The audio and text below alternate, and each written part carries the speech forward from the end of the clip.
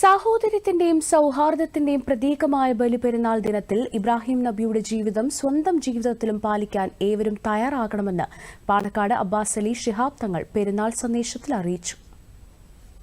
ഇന്ന് ബലിപെരുന്നാൾ ദൈവകൽപ്പനയ്ക്ക് മുന്നിൽ എല്ലാം സമർപ്പിക്കുന്ന അടിയുറച്ച വിശ്വാസത്തിന്റെ ഉദ്ഘോഷണ സുദിനം.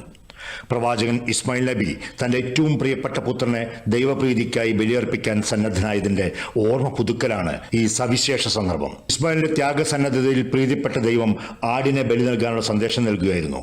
സഹനത്തിന്റെയും ത്യാഗത്തിന്റെയും കരുണയുടെയും പരസ്പര സ്നേഹത്തിന്റെയും സൗഹൃദത്തിന്റെയും എല്ലാം ആകെത്തുകയാണ് ബലിപെരുന്നാൾ. പരിശുദ്ധ ഹജ്ജ് കർമ്മത്തിന്റെ സമാപനം കൂടിയാണ് ഈദുൽ അദ്ഹ അഥവാ ബക്രീദ്.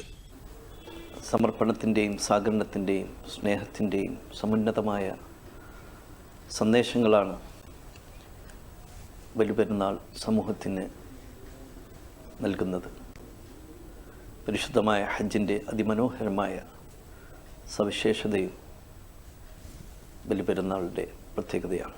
സ്വന്തം സുഖങ്ങളിൽ അഭിരമിക്കാതെ മറ്റുള്ളവരുടെ നന്മയ്ക്കായി ആത്മാർപ്പണം നടത്തിയവരാണ് മാനവികതയുടെയും മനുഷ്യസ്നേഹത്തിൻ്റെയും യഥാർത്ഥ കാവലാളുകൾ. അവരുടെ ജീവിത വഴിയാണ് നാം എന്നും പിന്തുടരേണ്ടതെന്ന് ബലിപെരുന്നാൾ പുതിയ കാലത്ത് വീണ്ടും ഉറക്കെ പറയുന്നു. സുരേഷ് എടപ്പാൾ, ദൂരദർശൻ ന്യൂസ്, മലപ്പുറം.